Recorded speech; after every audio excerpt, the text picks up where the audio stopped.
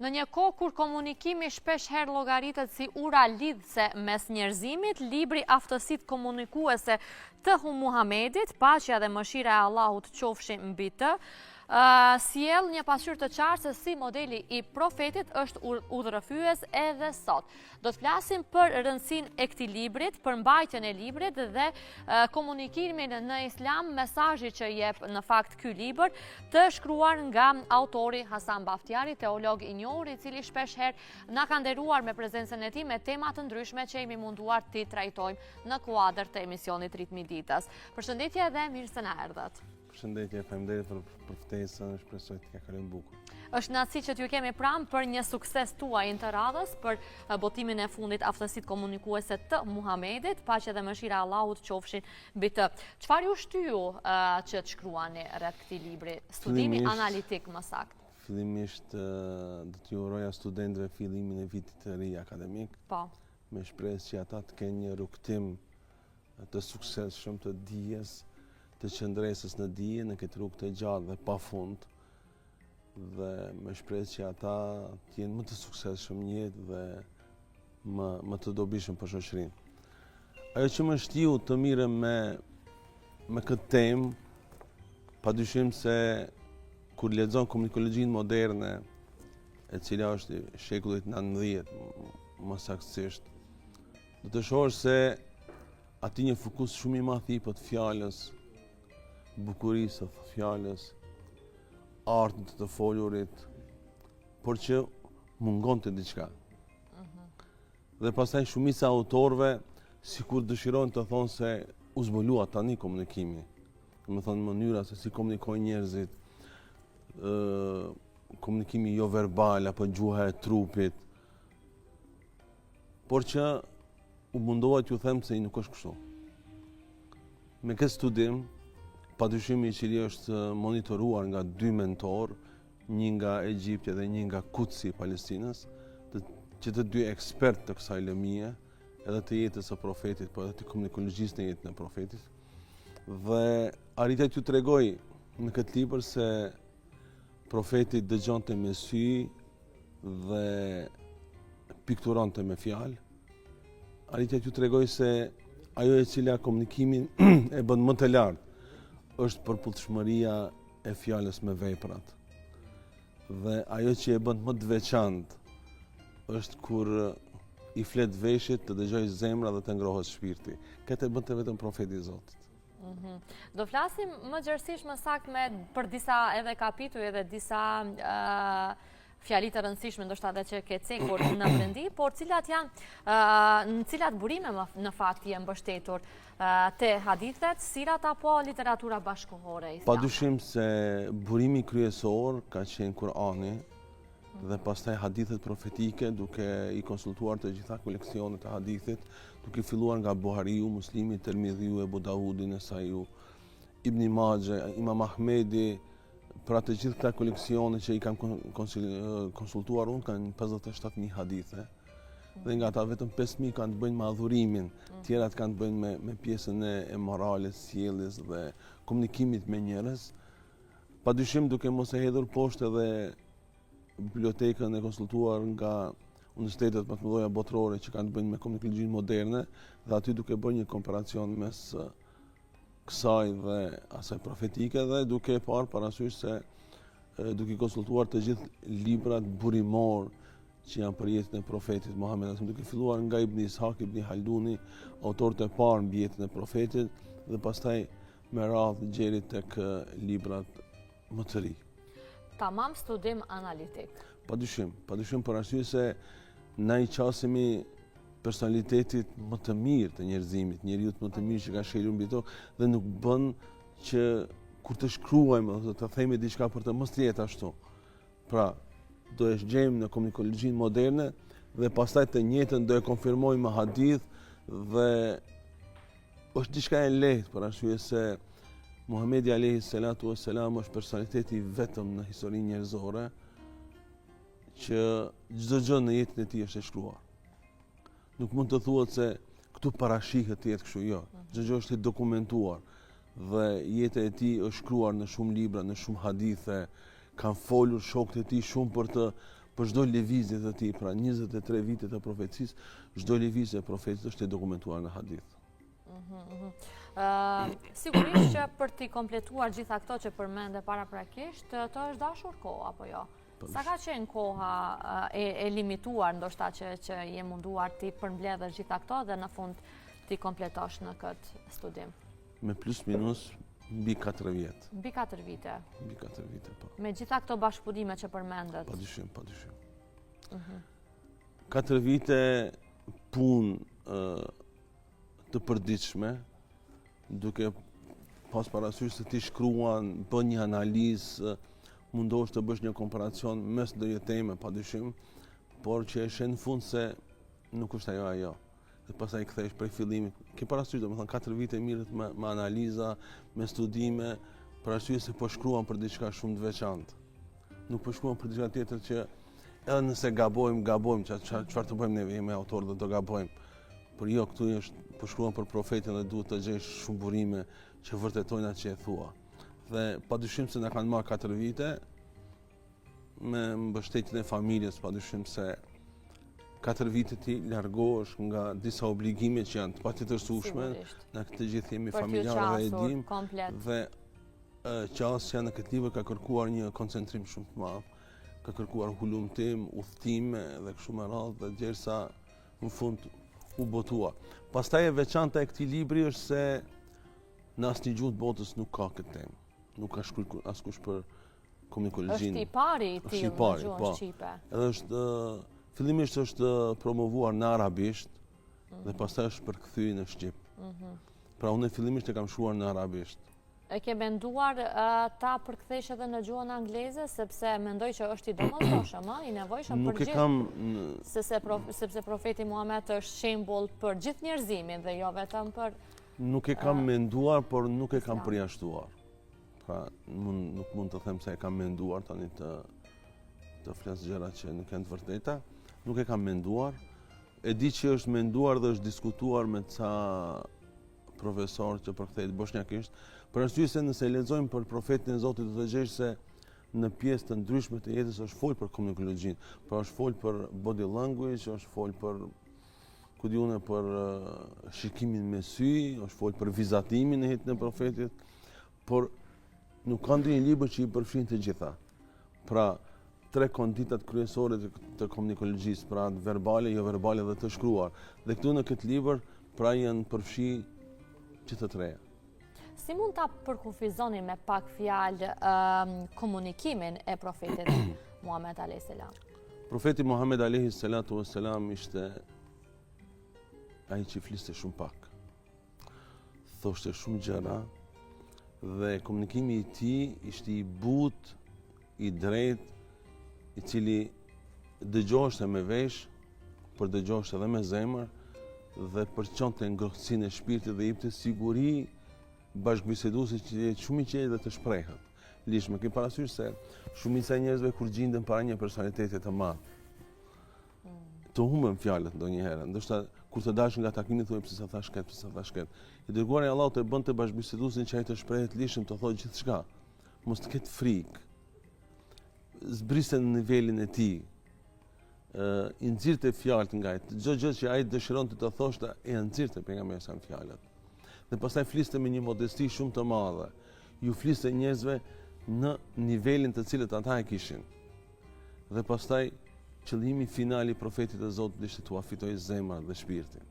Dhe të dihen qetësi dhe ata të shpëtojnë nga kthetrat e pabesimit, duke i njoftuar me besimin e vërtet, duke i njoftuar me Zotin, për arsye se ti kur i njofton njerëzit me Zotin dhe i beson, i njofton njerëzit me të vërtetën absolute, pra Kur'anin, Islamin. Padyshim se duhet të kesh një komunikologji shumë të fuqishme, që tu flasësh qartë, mirë, butë dhe drejtë. Pastaj e veçanta e profetit të Zotit ishte që ai fliste me vepra. Pra fjalët e tij korrespondonin me veprat. Nuk fliste gjëra të cilat njerëzit nuk i shihnin. Për arsye se ai edukoi sahabët, njerëzit shohin me sy.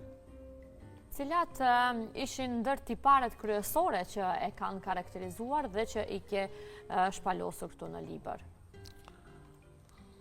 Tiparet kryesore të profetit Muhammed alayhi salatu wassalam padyshim se janë të folurit drejt dhe qartë, të dëgjuarit me vëmendje, njerëzit shohin me vesh. Ai ishte i vetmi në gjithë historinë njerëzore, gjerë më sot, i cili pikturonte me fjalë. Neve sot lexojmë hadithet e pejgamberit alayhis salam për ndonjë vepër, as pak s'ke nevojë të thuash se çfarë duhet të bëhet. Aq bukur janë të radhitura fjalët se vetë bën. Kur lexon hadithet e adhurimeve, shembull, askush nga transmetuesit e fundit dhe komentuesit e fundit se kanë pa profetin e Zotit. Por e komentojnë në atë mënyrë që sikur e ka pa. Flet sikur e ka pa, se i dërguari i Allahut pikturonte me fjalë. Interesante kjo, që po e përsërisni vazhdimisht dhe po e imagjinoj. Po, ai fliste në atë mënyrë që e dinte shumë mirë se fjalët e tij do të përcillen. Po. Dhe Islami do të jetë gjerë në ditën e fundit në këtë botë. Dhe e dinte se ata fjalë do i dëgjojnë dhe do i lexojnë njerëz të cilët nuk e kanë pas shansën me taku. Por që do të jenë i thartë të tij, do të jetojnë me traditën e tij. Dhe ata duhet me praktiku Islamin sikur me e pa, sikur me e dëgju nga profeti. Dhe nëse lexoni hadithet e profetit, do të shihni se ai në atë mënyrë flet. Në atë mënyrë komunikon edhe me ty. Ti e lexon hadithin e paraftyron se profeti i Zotit me ty po flet. Ty po të drejtohet. Njëjtën si ja tha edhe baba i vet Muhammed Iqbalit. Muhammed Iqbal një poet i madh indus pakistanes. Dhe në periudhën kohore kur ishte më i ri, ishte një poet, do të shkruante, por jo aq sa shkruajti në kohën e fundit. Por nga se ai ishte shumë i dhënë pas shkencave islame, e pyeti një ditë babën e vet, tha si të lexoj Kur'an? Tha lexoje sikur me të zbrit ty.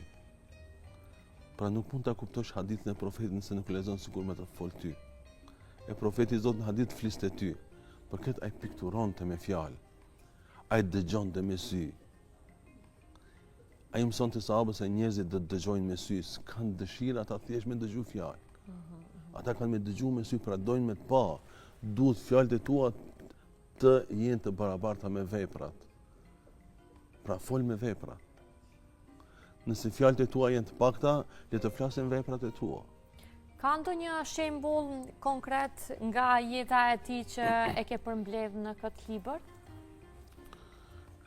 Libri ka shumë shembuj, ka gjëra të cilat ki parasysh 23 vitet e profetit, çdo gjë është e bukur. Çdo gjë është e veçantë. Çdo gjë është një pikturë vetvete. Ajo që është më e bukur që mua më ka pëlqyer shumë, pra janë dy raste.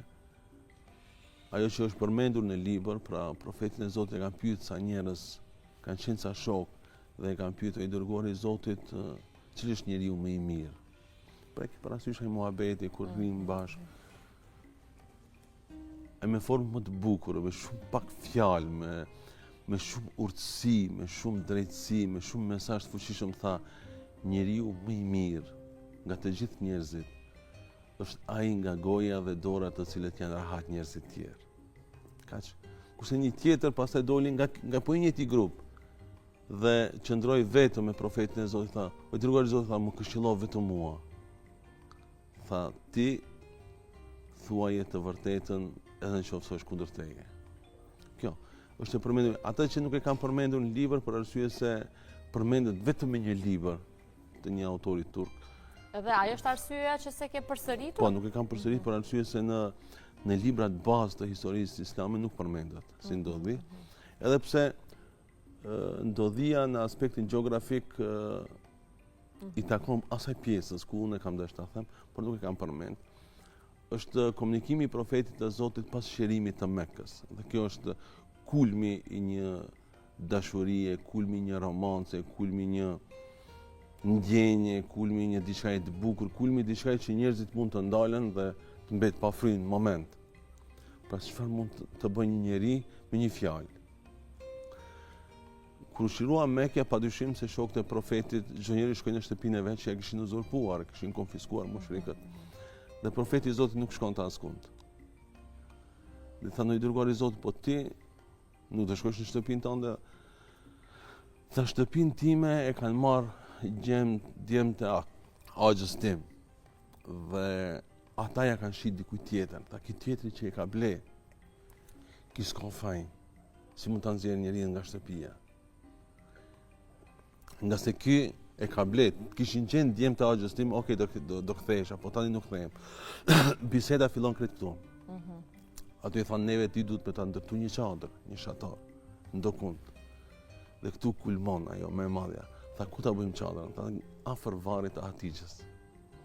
Kjo është, unë kur e kam lexuar këtë pjesë, domethënë, është diçka shumë e veçantë.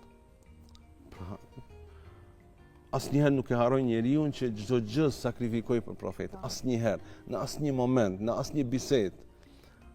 Sipas historianëve islam, Hatixha ishte miliardere. Një grua që kishte shumë biznese të fuqishme. Dhe kur ata i përpjestojnë ata biznesat, ata ardhura vjetore me valutat moderne, thuhet se Hatixha ishte miliardere, jo milionere, miliardere. Dhe ajo komplet atë pasuri, atë fuqi, ajo e investoi për mesazhin e profetit. Për dashurinë që kishte për bashkëshortin, për Zotin, për të mirën e njerëzve, për shoqërinë, dhe jo rastësisht, më falni. Po, pa merak, se po ju shoh që edhe emocionet nga pak edhe... Jo rastësisht në çastet e fundit të jetës së Hatixhës, erdhi meleku i shpallit para Xhibrili alayhis salam në tokë dhe i tha profetit të Zotit, Zoti i bën selam Hatixhës. Dhe këtu njeriu duhet të ndalet me një komunikim nga qielli për tokën, nga krijuesi për një krijesë. Se fundit pasuria e Hatixhës ishte nga risku i Zotit. Pse duhet ta falenderoj për diçka që unë ta kam dhënë. Okej, e ke investuar në diçka të bukur dhe dobishme, por unë ta kam dhënë. Por e bukura e pasurisë nuk është ta japësh hala pa e pas. Merë njerë preke, bëje tëndën, e pastaj jepi, shifë si është. Nëse bukuria këtu shifët, Hatixha pasi e kishte, posedonte dhe pastaj e dha. Tha Zoti, të ka bë selam dhe unë gjithmonë jam dalë, e kam meditu, nuk e kam shkruar këtë komunikim qiellor me një antar të shoqërisë në kohën e profetit, si ka mund të ndihet në atë moment Hatixha. Pra, janë ndjenja që nuk po shkruan për arsye se si ka ndodhur të kujt tjetër i cili pastaj do të bashkruante ndjenjen, ajo vdiq pastaj. Pra, sa e madhe ka qenë ajo grua, e cila ka komunikuar për çdo ditë me profetin e Zotit, ka investuar çdo ditë në misionin e profetit të Zotit, mirë po edhe profeti i Zotit nuk e harroi asnjëherë. Si mund të ndikoj në fakt modeli i profetit Muhammed në shoqërinë moderne sot dhe në marrëdhëniet familjare të sotshme? Shiqo, shoqëria nuk e ka mungesë në informacionit. E ka mungesë në një komunikimi të shëndetshëm. Komunikimi i shëndetshëm është të folurit but pa e ngritë zërin dhe të dëgjuarit me kujdes. Neve në shumtën e rasteve nuk e dëgjojmë bisedën për të përfituar dhe për të ndalë me kujtu se çfarë duhet me thonë, por neve dëgjojmë për të përgjigjë dhe për të komentuar. Dhe këtë na i ka bërë gjithmonë e marrim një bisedë, dëgjojmë dhe minjëherë përgjigjemi. Nuk ndalemi të respektojmë atë cilësinë profetike të dëgjuarit me kujdes. Edhe të analizojmë para se mu përgjigj. Padyshim, pastaj nëse ti e dëgjon një informat, e dëgjon një bisedë shumë me kujdes, po ti duhet ta dish vetë, a je ti për të përgjigjur për këtë bisedë se jo. Jo për çdo gjë duhet të thuash diçka. Ndonjëherë mos të thuash asgjë është më e mirë. Dhe është më e dobishme. Jo, kurse kur thua diçka mund ta prishësh çdo gjë. Edhe zënkat familjare, edhe ata grindjet e ndryshme, edhe ai komunikimi verbal i rand, është rezultat i asaj që neve e kemi larguar një cilësi shumë të bukur nga komunikimi. Moralin në komunikim, sjellja në komunikim. Komunikim nuk është vetëm thjesht dalja e zërit nga goja, për sjellja tek dëgjuesi, dhe pranimi i tij, s'më intereson si e pranon, thjesht unë e thash. Jo, profeti i Allahut kujdeseshte që edhe kur ta them si ka kuptuar edhe ai, që mos ta kuptoj gabim. Se nëse e kupton gabim, nuk kemi përfituar. S'ka përfituar ai. Pra thjesht është hidhru. Pra nuk e themi fjalën, neve sot jetojmë në atë model, unë e kam për detyrë me ta thonë se kam për detyrë me e kuptu për ty. Kuptoj ti vetë. Shumë e vërtetë. Shumë e saktë. Kreto ne nuk e kemi për detyrë me e kuptu për tjetrin. Ne kemi për detyrë me e thonë formën më të bukur. Por na po e gabojmë formën. Na po e gabojmë formën. Thuaj ti në formën më të bukur, paraqit një model të mirë, paraqit një art në të folur, paraqit një butësi, një mëshirë, një urtësi, dhe pastaj lere shpirti dhe zemrën ta gjykoj. Nuk ka mundësi fjalën e butë, të sinqertë dhe të drejtë mos e ndikoj të zemra të tjetrit për kaqë. Nuk ka mundësi. Absurd. Për arsye se gjithmonë kur njeriu e flet të vërtetën, e thot në mënyrë të butë dhe të urtë, ndikon të shpirti atij tjetrit. E në veçanti kur na mundohemi të ndjekim profetin e Zotit. Për arsye se Zoti na kërkoi neve ta ndjekim atë, jo thjesht ta marrim si model. Janë të dobishme gjëra të cilat duhet marrë si model. Pra, si hante buk profeti, si vishej, si flinte, si rrinte. Këto janë gjëra janë të bukura, janë të dobishme, padyshim se ka mesazhe edhe nga ata gjëra. Por ta ndjekish profetin janë shumë gjëra tjera. E ndjekim në profetin si e dëgjonte ezanin, për shembull. Komunikimi i një muezini, një ftuesi për shpëtim, nga xhamit për publikun. Është komunikimi më i keq kuptuar në botë nga muslimanët. Muezini komunikon me muslimanët. S'përgjigjet askush. Përgjigjen njerëzit, po pse nuk përgjigjen të gjithë? Ki parasysh çfarë thuhet në ezan dhe njerëzit nuk përgjigjen. Në ezan thuhet ejani në shpëtim. Dhe ti nuk përgjigjesh. Këndej moton shpëtimin, don të shpëtosh në këtë botë dhe në botën tjetër, padyshim se është pafund ajo tjetra, nuk ka fund. E qartë. Thjesht edhe kjo është pjesë e formës së komunikimit, se si duhet t'i qasësh komunikimit, kuptohet, edhe kjo që përmendet ezanit, se si duhet të komunikohet në një forme, si duhet t'ju përgjigjemi ezanit dhe kështu me radhë. Po, më thuaj zoti Bafqari, çfarë ke mësuar personalisht ti gjatë shkrimit të këtij librit dhe çfarë të ka ngelur ashtu në mendje që çdo herë do e marrësh pas vetës? Ai që më ka ngelur mua dhe mendoj dhe do punoj të bëj çmos që ta marr me vete, thjesht ta paraqes është se bota dëgjon me sy dhe fjalë duhet të korrespondojnë me vepra. Në qoftë se fjalët e një folsi, në veçanti një hoxhës, një teologut islam, një misionarit islam, nuk i korrespondojnë fjalët me veprat, është bosh muhabeti. Është komplet bosh. Për arsye se edhe Zoti na ka porositur mos e flisni atë që nuk e punoni. Nëse dëshiron të jesh model, të jesh shembulltyr, që njerëzit të marrin për model për shembull, atëherë fol atë që e punon, ose fol me vepra. A mendon se një prej krizave të shoqërisë sonë është mungesa e komunikimit të shëndosh, që realisht mungon? Padyshim. Mungesa e komunikimit të shëndosh nuk është mungesë informacioni. Mungesa e komunikimit të shëndosh e bën njeriu të jetë më grindavec, ta ngrit zërin, mendon se më i padurueshëm. Mendon se me ngritjen e zërit do e binte atë tjetrin, se muhabeti që po e tregon është shumë i rëndësishëm, nuk rriten lulet me bubullima, po me shi, edhe jo me shiun që bie rebesh, po me atë të qetin, se shiu që bie rebesh i prish lulet. Shembulli konkret. Pra, duhet në çdo gjë të ketë butësi, urtësi, argument, model, shembull. Profeti i Zotit ishte shembull, shembulltyr. Njerëzit e dëgjonin, qetësoheshin. Pra në mendimin e profetit të Zotit nuk jetonin vetëm musliman. Jetonin një musliman dhe ata tre lloj. ishin qifutët, që na i kemi njohur ta kush janë qifutët, kështu kanë qenë hanë zaman, po flas me gjuhën e popullit, kështu kanë qenë sa herë. Njerëz të cilët kanë tradhtu, kanë prish kontratat, kanë prish marrëveshjet, kanë vrarë njerëz, kanë keqtrajtuar njerëz, kanë uzurpu pasuri, kanë mashtru në tregti dhe shumë gjëra tjera. Të njëjtë kanë qenë sa herë. Kanë qenë mushrikët, politeistët, të cilët nuk e kanë besuar dhe i kanë bërë dame lufta, dhe kanë qenë hipokritët. Ata të cilët shiteshin se janë musliman dhe në fakt nuk ishin musliman dhe qëndronin në xhami me profetin. Dhe e bukura e krejt kësaj aty ku ishte se profeti i dinte kush janë dhe nuk i përmendi asnjëherë. I dinte kush janë.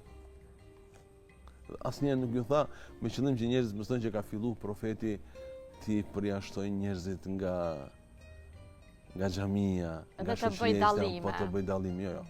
Ju fliste biles arriti gjeri në atë gradë sa që djali njërit nga ata më të mëdhej të hipokritëve. Thua se ishte Abdullah ibn Ubej ibn Selul. Kur vdiq, profeti i Zotit din se ai do shkojnë zjarr, se ai është munafik, është hipokrit. Pra ai ka ardhur me dyftësi, domethënë ka fshehur mosbesimin për ta reklamuar besimin.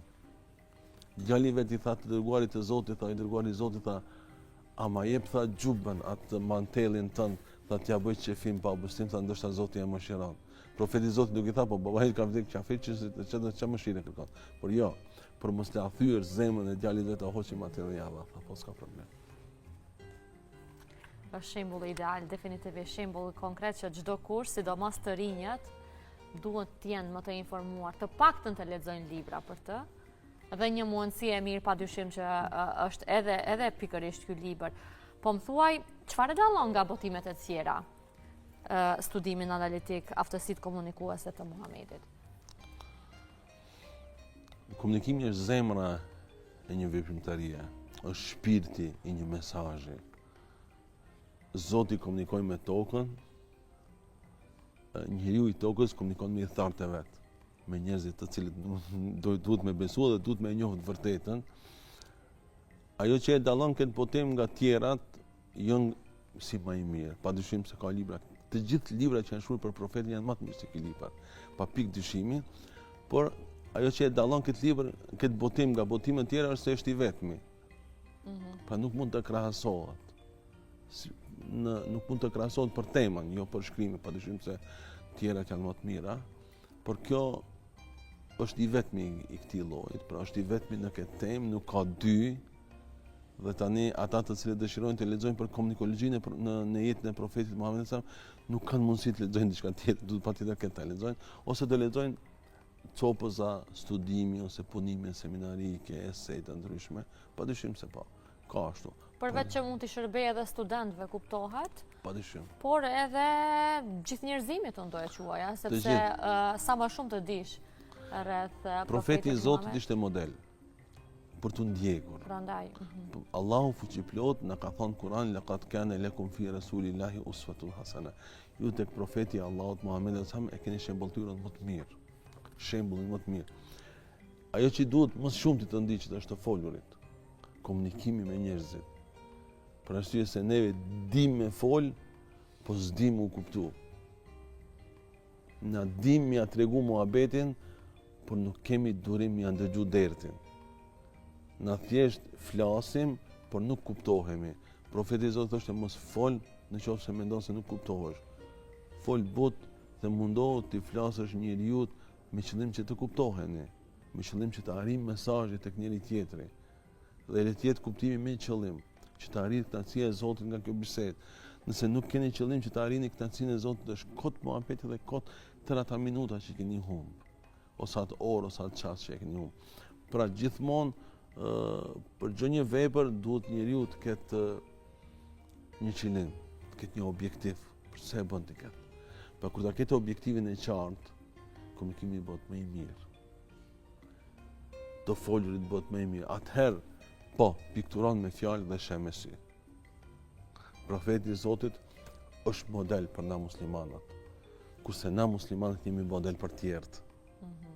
Atëherë na duhet të dimë se çfarë Islami paraqesin tek tjerët. Dikush na i shon profetin, nuk na i shon profetin. s'ka fuqi me shoh profetin. Profetin të cilin e kanë lavdruar të tjerë që se kanë besu më shumë se ata që e kanë besu. Ata na shojnë neve. Këtë lloj islami e kemi paraqit neve. Këtë lloj modeli kemi paraqit. Si në familjet tona, si në lagjet tona, si në komshi, kur neve nuk interesomi, profeti Zotit Zabur thoshte, ai cili jeton në shtëpinë e vet rahat dhe komshiu tjetër vuan nga unësia, ka një det, ka një siklet, dhe ti nuk interesohesh për komshiun tonë, nuk je prej pjesës dhe shoqërisë time. Nuk je nga umeti im. A interesohemi neve për komshiun? Neve mund me na dek komshiu për barna, që janë shumë pak lek, ose mundet me vdek për buk, nas nuk e dim. Për arsye se na nuk komunikojmë me komshit. Ne nuk i pyesim për hallat, nuk i pyesim për dertët, nuk i ftojmë në evenimentet tona familjare, as nuk shkojmë në evenimentet e tyre familjare. Mos flasim për ato komshi që i kemi pak më larg. E kemi haru Palestinën, e kemi haru Gazën, ka vdek empatia, ka vdek njerëz gjillëku, po shifet se ata të cilët duhet me bë diçka, mundën me bë diçka, nuk flasin, heshtin, sikur ju pëlqen numri 18.000 fëmijë të vdekur, baqa dhe nana, e pleqe, e arriti numri 70.000 të vrarë, në një gjenocid të paparë në historinë njerëzore, edhe ata i kemi komshi. Thjesht është bërë një lajm ditor, po edhe në Gaza po luftohet, kaq. Pra, njeriu, dobësia njerëzore është se ai bëhet imun ndaj gjërave. Dhe haron, sikur trupi e ke, po nëse e pin një barë, shpesh bësh imun, s'ta ndal më dhimbjen. Duhesh me shku te mjeku, me bën një kontroll, me ta ndru terapinë. Edhe na jemi bë imun, për arsye se ta ndjekësh profetin e Zotit, do të thotë se ti duhesh me qenë full empati për njerëzit. Duhesh të kesh një dhimbje. Për arsye se me dhimbje trupi i ty tregon se je gjallë. Se të vdekur si dhe më kur gjo. Edhe ata të cilët janë me të meta, nuk i kanë më të meta. Me dhimbje për atë tjetrin tregon se je njeri. Nëse neve nuk na dhem për atë tjetrin dhe nuk interesohemi për atë tjetrin, krahas asaj që ne kemi arrit kulmin e komunikimit, kulmin në media, kulmin në informacione, çdo gjë po shihet, çdo gjë po filmohet dhe nuk na dhem për atë tjetrin, atëherë këtu mund të themi që shpirtërorja mungon. Po. Zoti Baftjari, e keni në plan të sillni edhe botime tjera për figurën e profetit Muhammed? Muhamedi alayhi salatu wassalam besoi, ashtu siç kanë thënë një numër i madh të dietarëve të cilët flasin për këtë temë dhe shkruajnë, shekulli 21 do të jetë komplet i profetit të Zotit. Dhe njerëzit nuk do të ndalen duke shkruar, nuk do të ndalen duke bërë vepra të mëdha për profetin e Allahut. Padyshim se jeta e profetit të Zotit duhet të studiuar nga shumë kënde dhe çdo kush nga prizmi profesional të futet dhe të studioj jetën e profetit të Allahut, Muhammed alayhis salam. A do të bëj diçka tjetër? Unë kam një doshkrim i cili është duke u redaktuar libri i dytë, po ajo flet më shumë për melhemat e zemrës dhe do të jetë mbi ligjërimet e mia të ditës së Xhumaa, pra një përmbledhje komplet ligjërimeve dhe ajo do të botohet shumë shpejt. Për profetin e Allahut kam një ide i dërguar i Zotit dhe fëmijët, për arsye se kjo pjesa e shkrimit për fëmijët dhe biblioteka për fëmijët, sikur e kemi të mangët dhe duhet të investojmë në këtë pjesë, është si ide, por nuk di nëse do të kem fuqi ta bëj. Urojmë që sa më shpejt ta fillosh këtë ide, më së të nevojshme për gjithë fëmijët dhe prindërit kuptohet, dhe sukseset le të vazhdojnë edhe me shkrimet e tjera që do i kenë në botimet e radhës. Unë ju falenderoj shumë që u bët pjesë e ritmit ditës. Faleminderit shumë edhe juve për ftesën. Shumë kënaqësi që ta nisim këtë mëngjes së bashku. Faleminderit shumë edhe juve për ftesën. Besoj që tham diçka për librin, sepse ata të cilët dëshirojnë me ditë edhe më shumë, duhet ta lexojnë librin. Po ku mund ta gjejnë? Te shtëpia Botuse Furkan. Te Furkan. Shtëpia Botuse Furkan. Pastaj në cilat librari të Shkupit, të Tovës, e qyteteve tjera e ka shpërndar shtëpia Botuse Furkan, nuk e di. Pse, do me thonë, libri i takon shtëpisë Botuse Furkan, thjesht autorësia është e ime. Është pjesë, po, e asaj shtëpie Botuse Furkan, po. Faleminderit shumë dhe suksese edhe në ta. Faleminderit edhe juve për ftesë.